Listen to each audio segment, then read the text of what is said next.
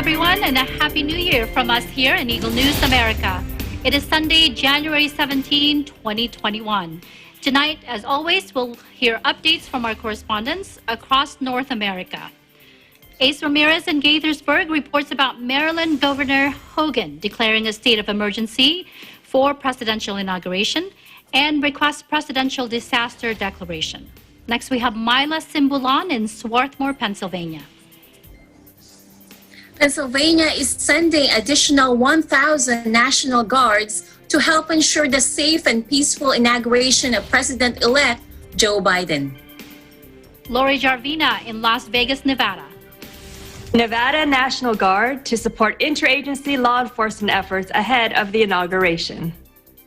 Thomas Likeness in Edmonton, Alberta. Canada's Prime Minister says Pfizer's vaccine production cut won't affect his country's immunization goals. Eliza Gonzalez Manglikmut in Washington. The District of Columbia completes 1 million COVID-19 tests. Jessica Soto in Santa Clarita, California. UK coronavirus variant has surfaced in Los Angeles as the county exceeds the 1 million mark in COVID-19 cases. Monique Velasco in Baton Rouge reports about Louisiana State Health Department confirming its first case of the UK COVID-19 variant in the state. Plus, Ghia Roldan in San Antonio, Texas, shares with us her recipe for hot cocoa bombs. And for today's roundtable, we'll talk about those times when a cup of hot cocoa solves everything. Our coverage begins now. Guatemalan police fired tear gas Sunday to disperse thousands of migrants headed for the United States on foot, and soldiers beat back a group that tried to push through barriers. Security forces surrounded the migrant caravan on a road in the town of Vado Hondo, near the border with Honduras, where they came from, and fired tear gas. Police say at least 6,000 people had arrived in the town out of some 9,000 who left Honduras in recent days in the hopes of making it to the United States to start a new life there. The deafening explosions of gas and smoke canisters caused thousands of the migrants to turn back, while others fled into nearby mountains. Many dropped their sparse belongings in their haste to get out of harm's way. Some who tried to break through a fence were beaten back by uniformed personnel with clubs and plastic shields. A health official from the region said several of the migrants were injured after being struck. Some in the police contingent were carrying firearms. Meanwhile, in Washington, strict security measures are in place along Pennsylvania Avenue near the U.S. Capitol on the route President-elect Joe Biden will take as part of a ceremonial parade on Inauguration Day. Washington, D.C. and state capitals across the country are on alert for possible pro-Trump armed protests. President-elect Joe Biden's top aide said Saturday the incoming commander-in-chief would sign about a dozen executive orders on his first day in office as police, fearing violence from outgoing President Trump's supporters, staged a nationwide security operation ahead of the inauguration. A man with a loaded handgun and more than 500 rounds of ammunition has been arrested in Washington at a security checkpoint near the U.S. Capitol, authorities said. According to a document filed in Washington, D.C. Superior Court, Wesley Allen Beeler of Virginia had driven to a checkpoint on Friday evening and tried to use a phony credential to access the restricted area where President-elect Joe Biden will be inaugurated this week. As officers checked against an authorized access list, one of them noticed decals on the back of Beeler's pickup truck that said, quote, "Assault Life," with an image of a rifle, and another with the message, quote, "If they come for your guns, give them your bullets first." The court document said, under questioning, Beeler told officers he had a Glock handgun in the vehicle. A search uncovered a loaded handgun, more than 500 rounds of ammunition, shotgun shells, and a magazine for the gun. A police report said Beeler was arrested on charges including possession of an unregistered firearm and unlawful possession of ammunition. Following his arrest, Beeler said it was, quote, "an honest mistake," and that he was a private security guard who got lost on his way to work near the Capitol. And now in Maryland, Governor Larry Hogan declares a state of emergency for presidential inauguration and requests presidential disaster declaration. In Gaithersburg, Bureau Chief Ace Ramirez reports. Thank you, Anna. Aside from joining DC Mayor Muriel Bowser and Virginia Governor Ralph Northam in advising residents not to come into Washington, D.C. and to instead participate virtually, Maryland Governor Larry Hogan deemed it necessary to declare a state of emergency for the 2021 presidential inauguration happening on Wednesday, January 20th. This executive decision allows the state primarily to efficiently coordinate support and provide assistance to local jurisdictions within Maryland and neighboring states.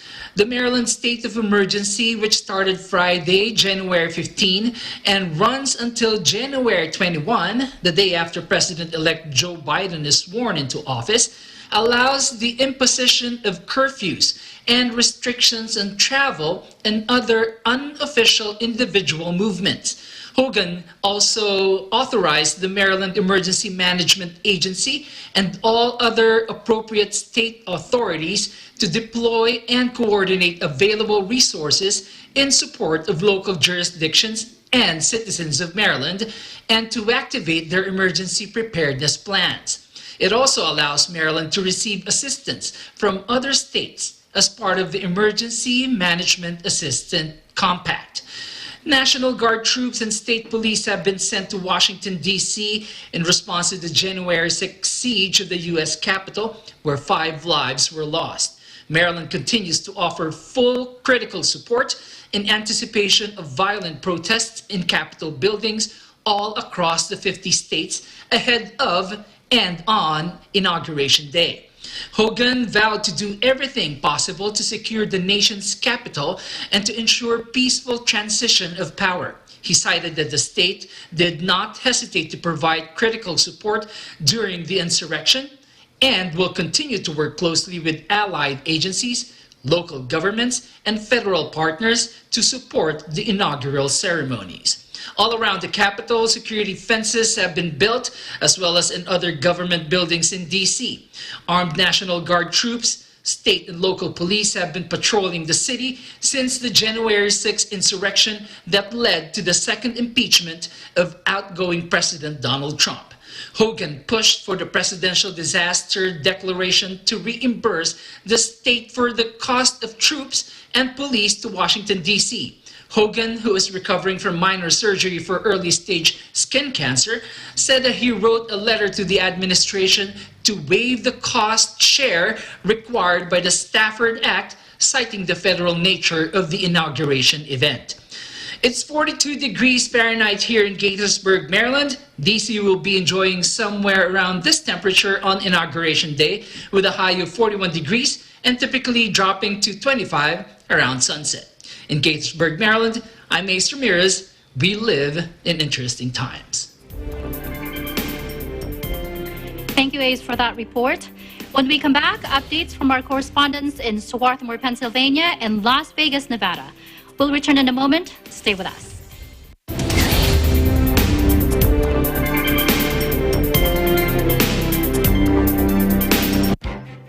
Events happen around us all the time. In our community, in our country, around the world.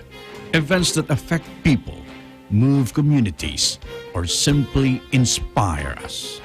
Interesting events that people need to know. In these interesting times, we continue to be a competent partner in delivering news about these events. Fast, accurate, balanced. Eagle News, because we live in interesting times.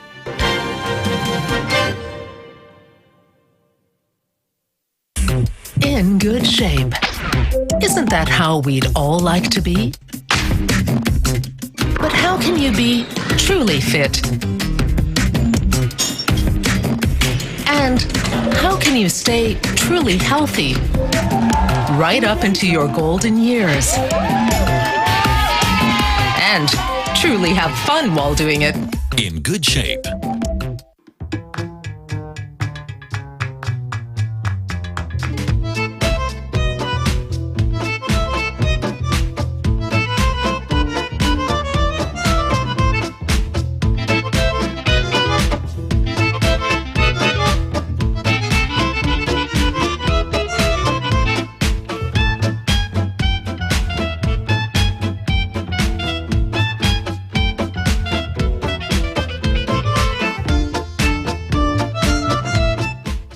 Happy peeps, this is Emmanuel Vera. I'll see you on Jano Gives Entertainment this Monday, 12 noon on Happy Time. See you there.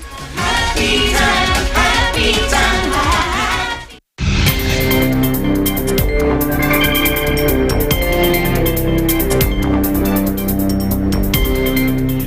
You are watching Eagle News America. I'm Anna Kui in Las Vegas. The state of Pennsylvania is sending security support to Washington, D.C. to help ensure the peace and safety of President-elect Joe Biden's inauguration. In Swarthmore, Bureau Chief Myla Simbulan has the details. Myla? That's right, Anna. And hello to all our televiewers right now. Governor Tom Wolf announced that approximately 1,000 additional Pennsylvania National Guard, or PNG, members have been activated to support the District of Columbia National Guard and DC civil authorities in preparation for the upcoming presidential inauguration. This will bring the total number of PNG members supporting operations in Washington, D.C. to approximately 2,000. The National Guard is providing security, communications, medical evacuation, logistics, and safety support to state, district, and federal agencies throughout the inauguration. Pennsylvania has the second largest National Guard in the country, with approximately 19,000 members located in more than 80 armories and readiness centers statewide. In addition to the more than 2,400 soldiers and airmen activated for inauguration support, the Pennsylvania National Guard currently also has more than 1,000 soldiers deployed to the Middle East and about 300 members supporting COVID-19 missions here in Pennsylvania. While we are sending guards to D.C., the Pennsylvania Capitol Police and Pennsylvania State Police are working together to ensure the safety of Pennsylvanians in the state capitol and elsewhere that coincide with the inauguration. Here's Pennsylvania Capitol Police Superintendent Joe Jacob to tell us. In light of the possibility of civil unrest, the Capitol Police have taken the following actions to be prepared. We've increased our visibility with members of our special response team now patrolling the Capitol grounds in their full SRT gear. These are highly trained individuals who specialize in crisis response situations, tense situation de-escalation, and other special response tactics. They have trained with the FBI and are a key part of our operations under circumstances like the ones we have the potential to face over the next week. We've been connected with our state, local, and federal law enforcement intelligence agencies to monitor any suspected situation that would demand our attention. State Police Lieutenant Colonel Scott Price said state troopers would be supporting Capitol Police and that will be on an elevated alert status in case they are needed. He said state police will also provide aerial support with planes, helicopters, and drones, along with state police horse units, bomb squad, negotiation team, and emergency response units will also be deployed, Price said. In Swarthmore, Pennsylvania, Myla and Eagle News, we live in interesting times. Back to you, Anna. Thank you, Myla. Is there any specific threat to the capital of Pennsylvania that you are aware of? So, Anna, there's no specific threat to the state capitol or to the Capitol complex, but the law enforcement agencies, both the Capitol Police and the state police here in Pennsylvania, are being cautious and ready in such, if such a situation arises. Any plans of going out there, Myla? I'm curious, how far are you from the Capitol there? Capitol from here is about 2.5 hours. So I don't think there's something's going to happen during the inauguration over there. I just saw some pictures in one of the news in Harrisburg, and they thought that today, Sunday, there will be protests, but nothing's happening. There's not the police, and there are less protesters than the cops and all those law enforcement. Anna. Well, that's good to hear, Myla. You stay safe out there, okay? You too. Thank you. Take care. In related news, the state of Nevada's National Guard also sends support to help with security efforts ahead of Biden's swearing-in ceremony. In Las Vegas, Lori Jarvina is with us this evening. Lori? Yes, thank you, Anna. The security of our nation's capital and all state capitals coinciding with the upcoming presidential inauguration is the focus of law enforcement agencies across the nation and in all 50 states. Nevada Governor Sisolak issued a press release last Thursday, January 14th, ordering the Nevada National Guard to assemble a quick response unit within the state to support these ongoing interagency law enforcement efforts as necessary. The Nevada National Guard also announced earlier this week that Nevada will join more than 30 other states set to send guardsmen to the nation's capital in the days prior to and during the January 20th presidential inauguration in Washington, D.C. In addition to Nevada National Guard, the Nevada Department of Public Safety is working in coordination with local, state, and federal law enforcement agencies to preserve the safety of all Nevadans. The exact dates of the missions and more details are not set to be released due to operational security. According to the Nevada National Guard Facebook page, the Nevada National Guard will send more than 200 troops to Washington, D.C. to help with security for President-elect Joe Biden's inauguration on January 20th. In Las Vegas, Nevada, Lori Jarvina, Eagle News. We live in interesting times. Back to you, Anna. Thanks, Lori. Now, as a veteran yourself, what's the difference between the Army National Guard and regular Army active duty? Yes, Anna, there's a few differences between the National Guard and regular Army or active duty. We're both Army and we're all soldiers. However, National Guard, they're from that state and they do not get a duty station outside of that state. So they're locals pretty much.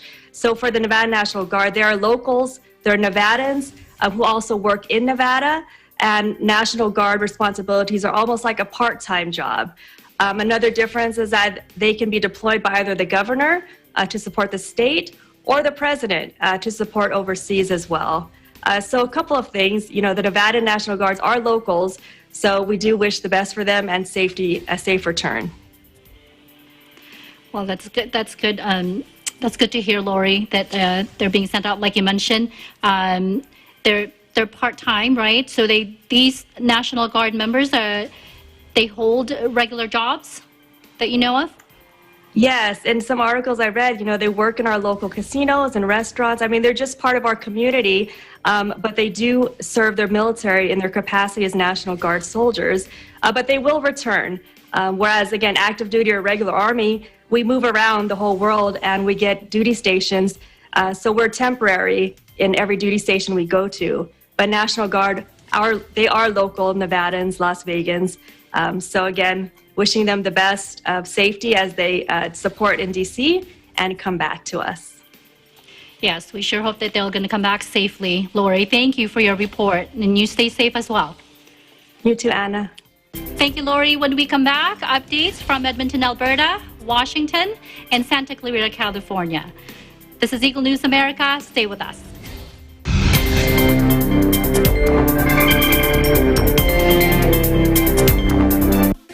Factual. We have to defeat the virus everywhere.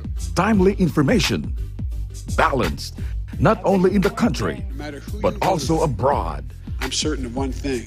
Interviews that people need to know. Watch Aguila Pilipinas. A one-hour newscast of reports coming from regional hubs in Luzon, Visayas, and Mindanao. Know the important updates in Asia in ASEAN in Focus.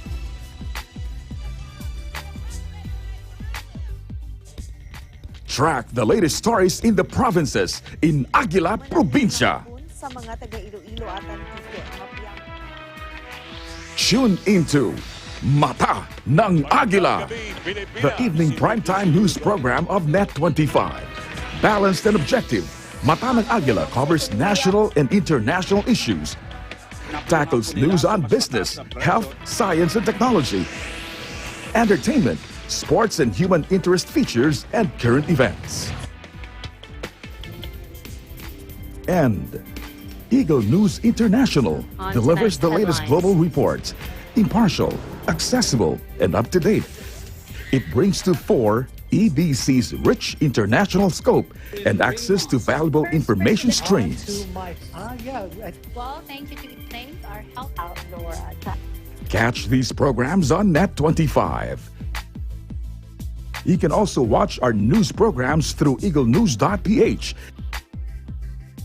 and Eagle News Facebook page and YouTube channel.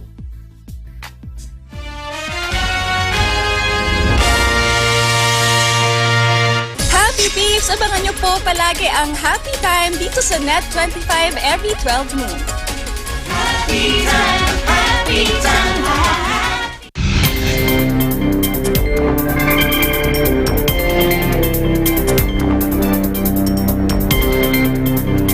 This is Eagle News America. I'm Anna Ghia in Las Vegas. For today's COVID-19 numbers, according to the Coronavirus Resource Center of Johns Hopkins University in Medicine, as of 6 p.m. Eastern Time Sunday, January 17, 2021, the number of cases of COVID-19 reported worldwide is now more than 94,935,000. Top 3 on the list of countries with recorded cases: U.S. more than 23.8 million, followed by India with more than 10.5 million, and Brazil with more than 8.4 million. To date, more than 2,028,000 have succumbed to this virus. Yes, unfortunately, COVID-19 deaths have passed the 2 million mark. It's a milestone we didn't want to reach. As with the number of cases, the U.S. leads the countries with the most number of COVID-19 related deaths, with more than 397,000, followed by Brazil with more than 209,000, and India has more than 152,000. India has kicked off one of the world's largest coronavirus vaccination drives as the pandemic spread at a record pace and global COVID-19 deaths surged past 2 million. India, home to 1.3 billion people, has the world's second largest caseload. The government has given approvals to 2 vaccines, though one is yet to complete clinical trials, aiming to inoculate around 300 million people by July. Prime Minister Narendra Modi talks about who those 300 million people are. Vaccine प्राथमिकता पर लगेगी और मैंने जैसा पहले भी कहा है, इनकी संख्या करीब करीब 3 करोड़ होती है. Modi assures India's citizens that the Made in India vaccines are safe and effective. हमारे एक्सपर्ट्स जब दोनों मेड इन इंडिया वैक्सीन की सुरक्षा और प्रभाव को लेकर आश्वस्त हुए, तभी उन्होंने इसके इमरजेंसी उपयोग की अनुमति दी है. इसलिए देशवासियों को किसी भी तरह के propaganda,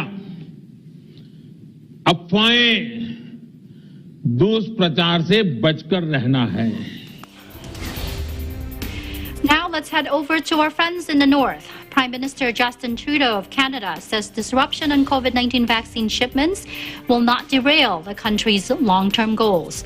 Bureau Chief Thomas Likeness joins us this evening for the details. Thomas? Thank you, Anna. Well, Prime Minister Justin Trudeau says he isn't too worried about that reduction in the amount of Pfizer vaccine that's being shipped to Canada. Now, as the drug maker expands its plant in Belgium, it's temporarily decreasing production, and that means Canada and several European countries will be receiving less. In Canada's case, our shipments will be half of what was ordered in the next 4 weeks.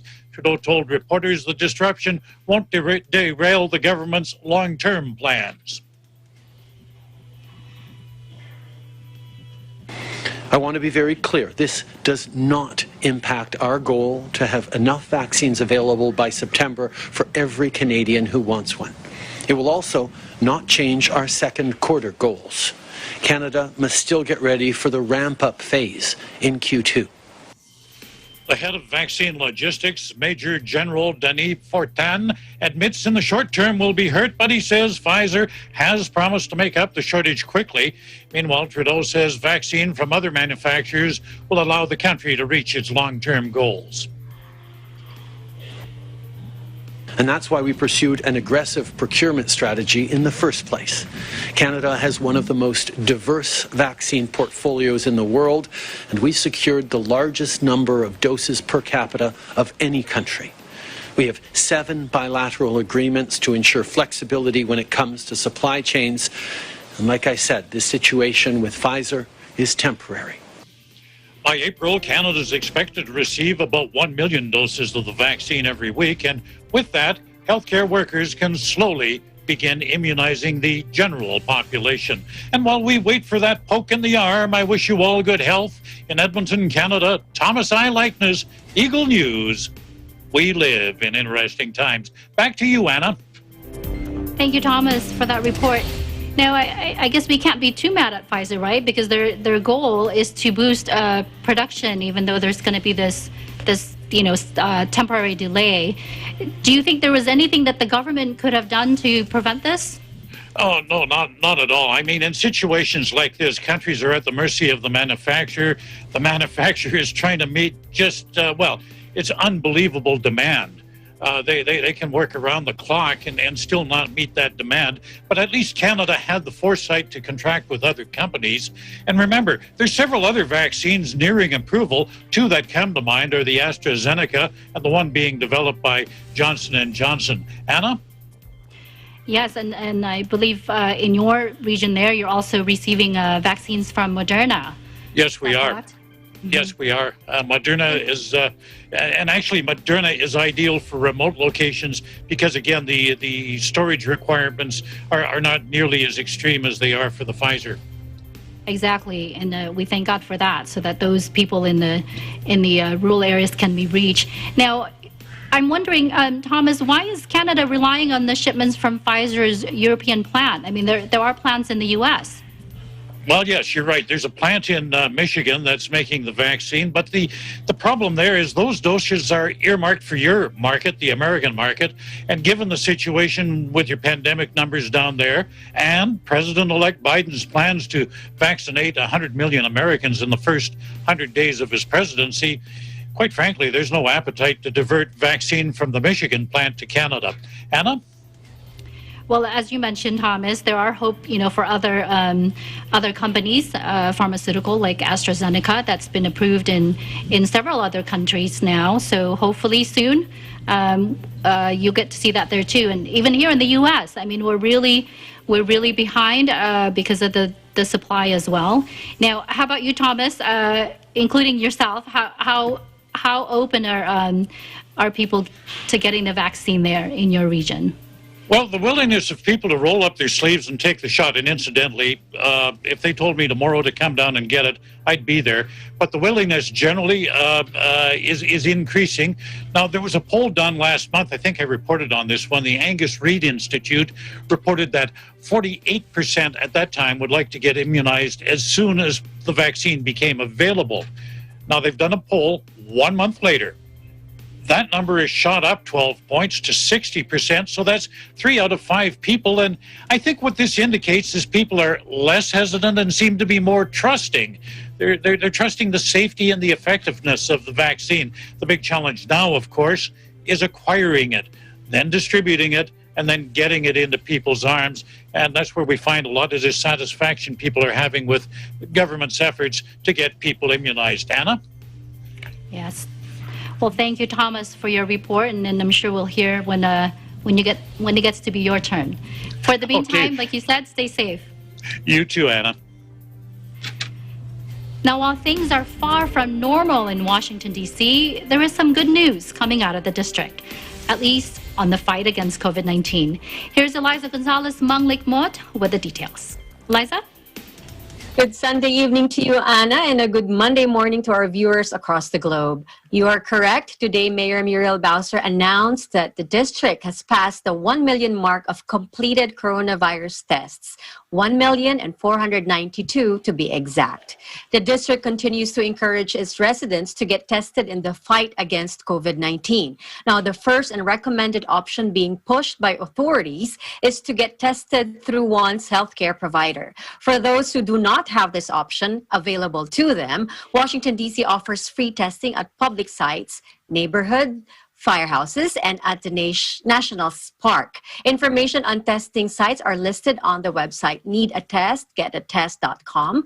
And to save time in line, residents should pre-register by first visiting coronavirus.dc.gov/register. Now, individuals who have health insurance will be asked to provide their insurance information when registering for a test at a public site. Now, those without insurance, however, can still be tested. The tests, however, are offered to residents at no cost with no copay charged. No one will be turned away or charged. Authorities remind the public that testing and quarantine go together. While waiting for results, people are asked to stay at home to safeguard against any potential spread of the virus. In another development, on Saturday morning, U.S. Capitol Police arrested a woman for impersonating a law enforcement officer. This brings 2 arrests at security checkpoints in the span of 2 days. The woman was brought to the D.C. Comprehensive Psychiatric Emergency Program for evaluation and was later processed at Capitol headquarters.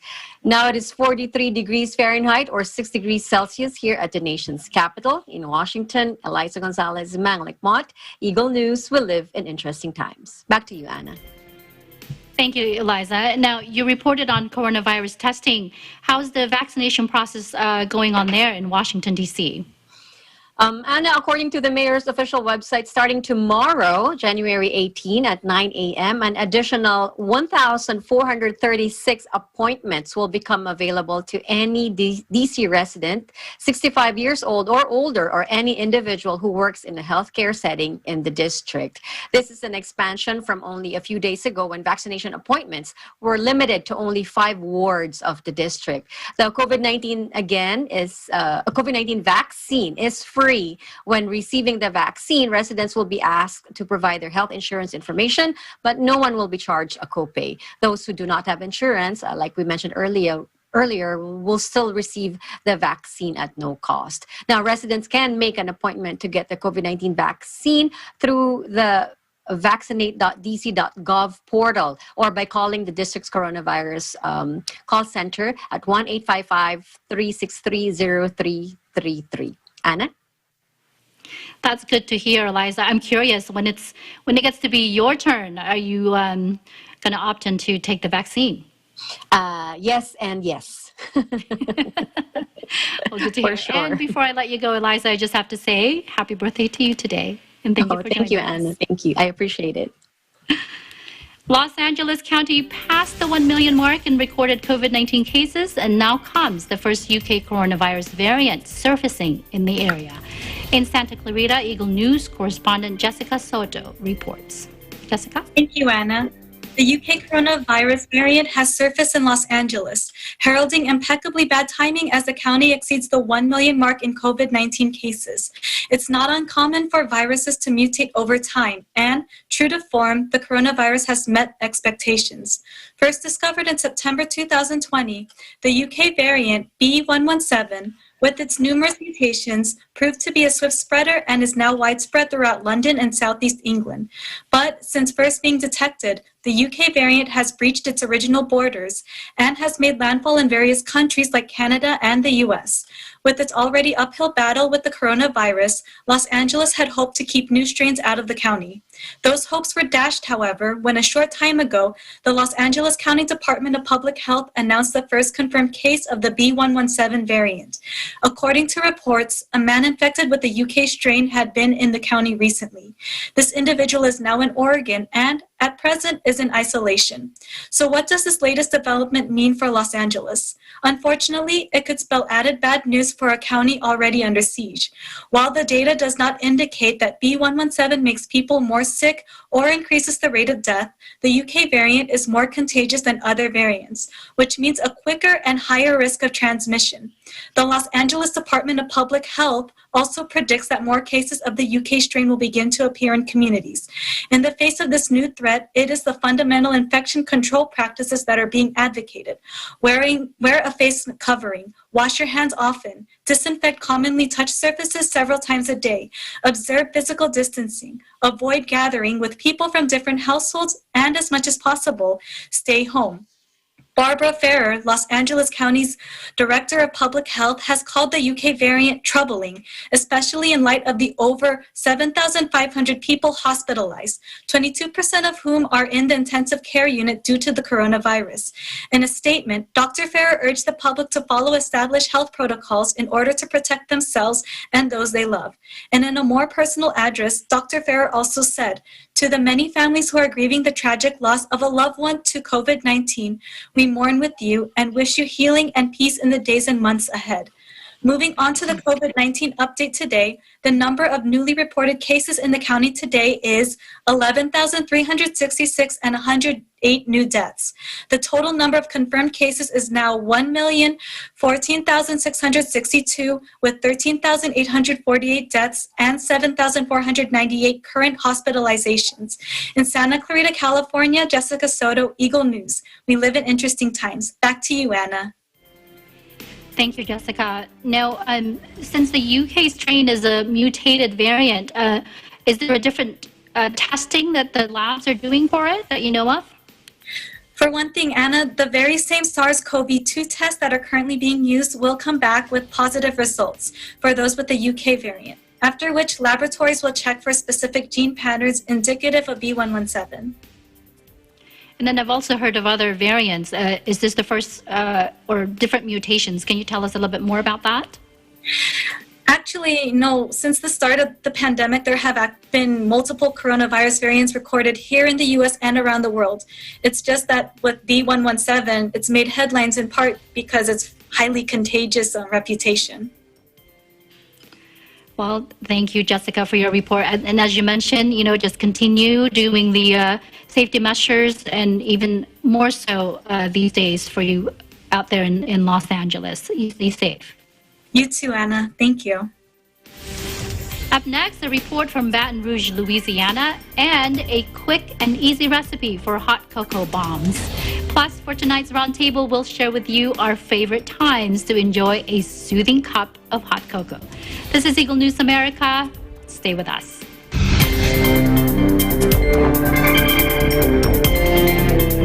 Innovation, digital disruption, globalization. Startups, micro, small, and medium enterprises, as well as large corporations, all face interesting challenges in the market today.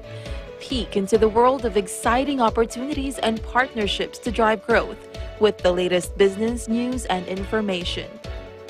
We are open for business. Join the conversations to create a more vibrant environment for entrepreneurship. Catch Open for Business every Saturday from 5 to 6 p.m. Open for Business, from vision to action.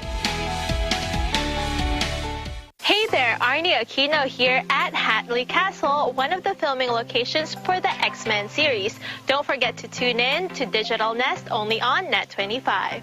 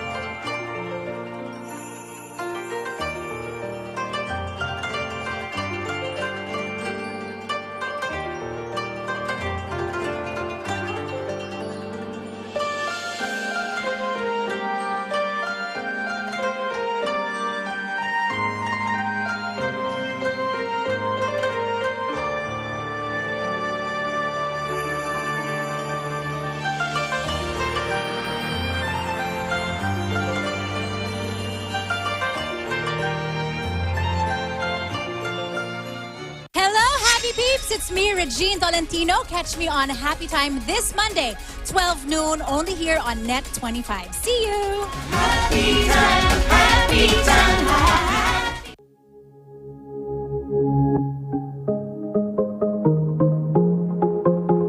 Mga orihinal na musikang Pilipino.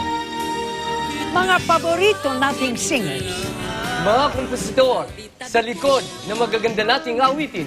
Mga mahuhusay nating Pinoy artists and performers. Ito ang programang nagbibigay pugay sa talento at musikang kalimutan. I get to touching you. It's you. I've been waiting for so long. I'm in love. I think I'm in love. Na minsan minahal ay ako. Ito ang Himig ng Lahi.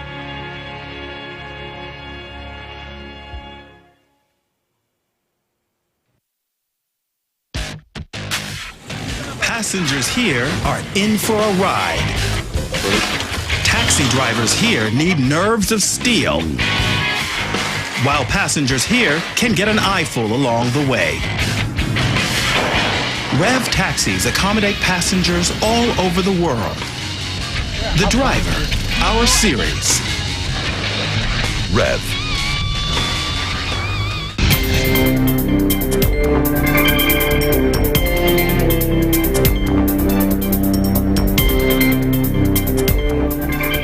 You're watching Eagle News America. I'm Anna Cui in Las Vegas.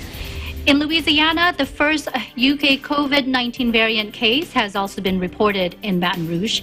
Eagle News correspondent Monique Velasco files this report. Thank you, Anna, and hello from Baton Rouge, Louisiana. On Saturday, the Louisiana Department of Health issued a statement that the state's first identified case of the COVID-19 variant, SARS-CoV-2 B117, commonly referred to as the UK variant because of its prevalence in the United Kingdom, came from an individual in the greater New Orleans area. Although this type of variant spreads more easily than other viral strains, it has not been proven to cause a more severe disease. Health officials believe that the COVID-19 vaccines will be effective against this UK variant strain. Because the State Health Department has confirmed this more contagious variant of COVID-19, Louisiana Governor John Bel Edwards urges everyone to double down on safety measures, stating, "It was always a matter of time before this new strain of the virus would reach Louisiana, which is why our State Health Department's experts have been monitoring cases, working with the CDC to prepare. There's no such thing as taking this too seriously. Our case counts and hospitalizations are increasingly daily, and deaths from COVID-19 have reached an alarming rate."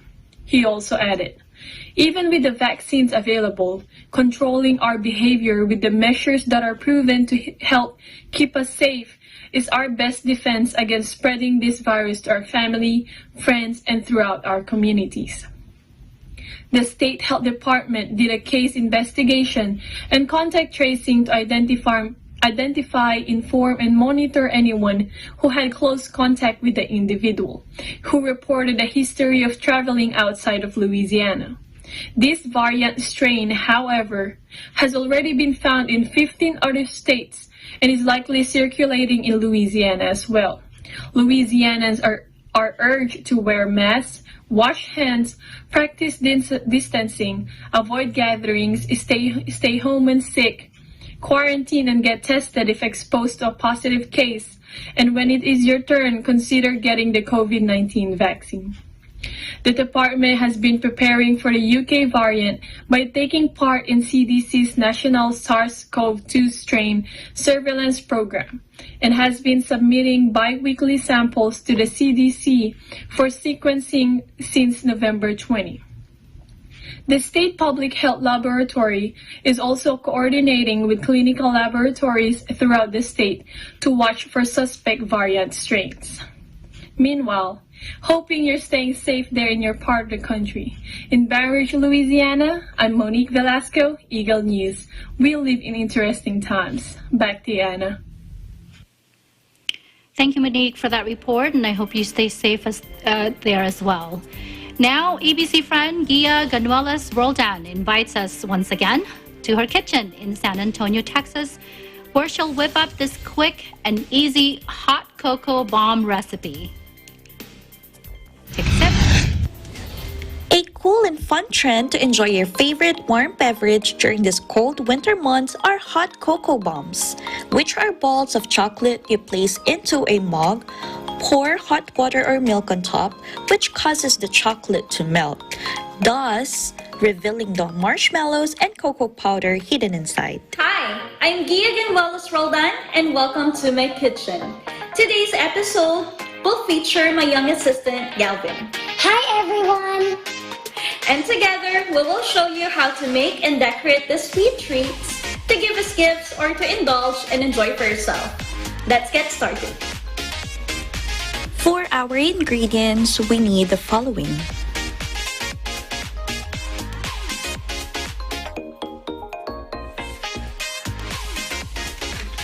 One teaspoon of cocoa powder,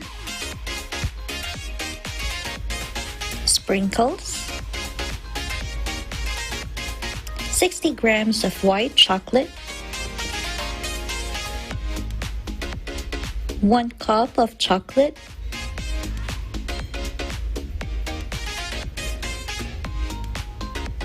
marshmallow.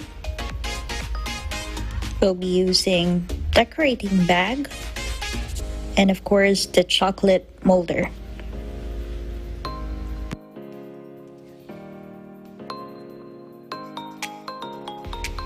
In a separate bowl, I do have this with hot water, and let's just melt this chocolate.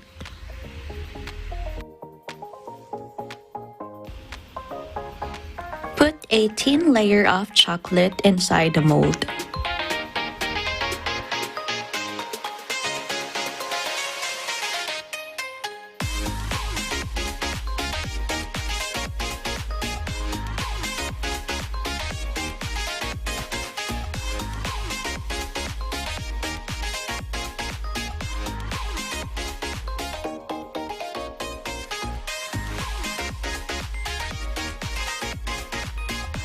Place the chocolate mold into the fridge to set up for 5 minutes. After 5 minutes, your chocolate will easily release from the mold and are ready to be assembled. I heated this plate inside the microwave so that it can help us to close our chocolate bombs, and I place a teaspoon of cocoa powder, marshmallow, and a piece of chocolate.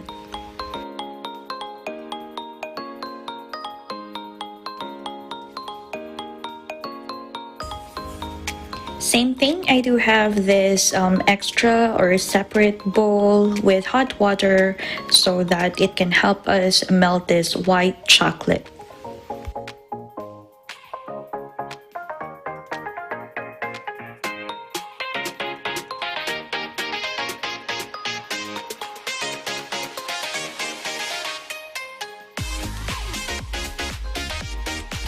Now we can start decorating our hot chocolate bombs. So I'll be using this white chocolate, and then I'll be adding some sprinkles on top to make it more beautiful.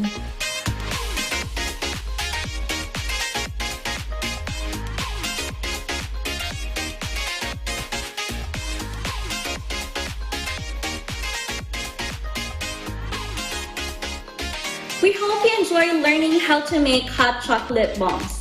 It's easy and fun to make with your kids. In San Antonio, Texas, I am Ghia Roldan with Eagle News. And I am Galvin Roldan. We live in interesting times. Thank you so much, Ghia, for that fun feature with your little helper there. Now, on to our roundtable discussion here. I want to know what our Eagle News team here, who's here with us tonight, what do you prefer? Having watched that, I never even knew about hot cocoa bombs. So having watched that, do you prefer to have that or the traditional hot cocoa, a cup of hot cocoa? Let's start with our birthday girl tonight, Eliza. Ghia's recipe looks really interesting, but I prefer my hot cocoa cooked in a different way. Now, if you're interested, Anna, I'd like to share my recipe. I don't use the instant mix, but instead I use the cacao tablets. I don't know if any of you are familiar with it. If I may mention the brand. Yeah, it's the Antonio. Yeah, it's the tablea, correct. The Antonio Puello Cacao Tablea. They come in a pack and around 6 tablets each. And my ratio is 1 tablet is to a cup of hot cocoa. I cook it with butter.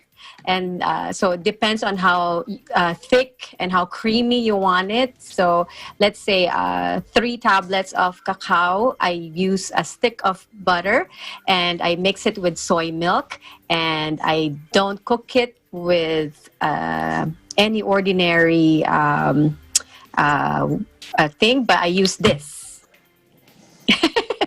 It's a wooden whisk, and then I mix the everything else. I never use water. I only use soy milk, and then you mix it. But if you're not lactose intolerant, you could always use regular milk. You mix until the cacao tablets are cooked and thick enough to your preference, and then that's it. Wow, that I learn so much whenever we have our roundtable discussions. That's why I love it. Now, I mean, does it that mix that you have, Eliza? That's very interesting. Now, when do you? Is there special times when you have this hot cocoa special drink that you just talked about? Well, often when there's special occasions like birthdays. or New Year's, or anytime you have time to cook it, especially during the winter months. Yes, especially in the winter. So you probably had your special cup today. Mm-hmm. Would say. Thank you, Eliza, for sharing all that. Maybe we'll come back to you if time permits. Now let's talk to Thomas. Thomas, I hear you have some trivia for us.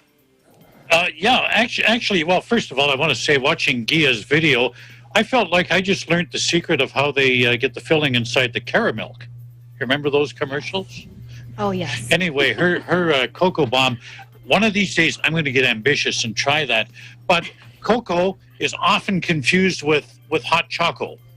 You know, people, you know the pre-made mix, you just put a spoonful in some hot water, mix it up, and you've got your hot chocolate. That is not cocoa. Cocoa is, like Eliza said, in the tablet form. I buy a can of it in a powder form. And again, you can mix it up with some milk, some sugar, the hot water, and you kind of can adjust the amount of sugar, the amount of milk according to your own taste. So, yeah, cocoa, very, very different from hot chocolate. Very interesting too. You know what? I'm ashamed to admit now. I just go grab a mix, one of those mix. So I'm gonna have to try to be more. And you're right. You can control the sugar if you do it yourself instead of. Yeah, some people like it sweeter. Some people not so sweet. And you get a little more control over it. I always, when possible, prefer to make things from scratch because then you can experiment, adjust it to your own taste. Now, when was the last time you had a cup, Thomas? Oh, a cup of real cocoa last year. I've got to buy a can of this stuff again. Right now we got some hot choco, and best time to have that is coming in from the outside on a cold winter day in Canada. You know, when it's minus 30. Oh, that's when it's good. Either that, or I like early mornings on the weekend. Another way you can have your cocoa is do a 50-50 mix with cocoa and coffee, and that's very good too. Yes, that I've tried, and that is good. Well, thank you, Thomas. Now let's talk to Lori. Lori here in Las Vegas. Tell us how do you prefer to make your hot cocoa mix? Hi, Anna. Yes, I'm also learning too, because I just thought hot chocolate was hot chocolate, either powder or what we have readily available in the house is Hershey's syrup. So I don't know if that's considered cocoa. Probably not. Maybe that's the hot chocolate. There's a difference. So I'm going to try to look for the cocoa powder now, or those cocoa tablets that were talked about. But I can't remember the last time I actually had like a hot chocolate, but definitely with coffee, like a squirt of the Hershey syrup. The kids always like to have chocolate milk, but I may have to celebrate Eliza's birthday today and actually have hot chocolate tonight. That sounds good, right? Well, thank you, Lori, for sharing that. I may come back to you in a bit, but let's hear from Jessica. Jessica, Hi, Anna. Yes. Hi. So I'm also learning too. I didn't know there was a difference between hot cocoa and hot chocolate. I feel like I have to relearn my childhood now. So probably have to try some tonight. But I normally like to have the powder, dark chocolate as much as possible with hot milk. And that's pretty much it. I don't have much of a sweet tooth for it, but. Is there a special time when you crave it, Jessica, or when was the last time you had a cup? The last time I only crave it during the winter time. So, but the last time I actually had it was during a drive-through. So, nothing too exciting there. But yeah, during the winter times when it gets really, really cold. That sounds good. You know, I haven't heard. Maybe Mila will say what I normally do or normally add to my hot cocoa mix. But Mila, tell us how you make yours. Hey Anna, so I don't use. I'm trying to stay away from sugary drinks, so I don't usually drink hot cocoa. But then I have kids, and my kids love hot chocolates. So that cocoa bombs, they would love that. So yeah. So I usually make hot cocoa for them during winter time, or the last time was when there was snow here in the East Coast and they had to plow our driveway. So right after that's their treat. That's their prize for cleaning our driveway. And I made hot cocoa using the unsweetened powder. So I boil whole milk or 2% milk. We usually use 2% milk here in the house. And then I heat it up, and then I put unsweetened chocolate powder, the one that you use for baking, and then I put sugar on it, the right amount of sugar, and then after that I put chocolate chips, the one that chocolate chip cookies, and melt it with the liquid that's on the pot, and then after that I put a little bit of vanilla. The good vanilla extract. And then, yes, once it's done, I'm going to put marshmallow on top of it. Or if we don't have marshmallow, I'll put whipping cream. Like I said, I have kids, so they love all those things. And sometimes if there's, because they love Oreo, I put crushed Oreo on top of it as well. Or, oh my goodness. They love those as well. So yeah, that's how I prepare it. So you stay away. You mentioned you stay away from sweets, so you give it all to your kids. So I can imagine when you give that to them, you can tell them to. They run around the house, so you can tell them to do just about anything. Yes, that's well, right. thank you, Mila. Yeah. Thank you for sharing that. Well, with me, like I said, just a regular mix, one of those mix. But now I'm going to have to try all of your different recipes that you shared with us. And thank you for sharing all that. Now, I know the group of people who can really use a cup of hot cocoa, I'm sure, most days, is our healthcare workers. And we continue to thank every one of them, including our first responders and essential workers, with a round of applause. We appreciate each and every one of you. That is today's Eagle News America. Thank you for joining us. I'm Anna Cui. We live in interesting times.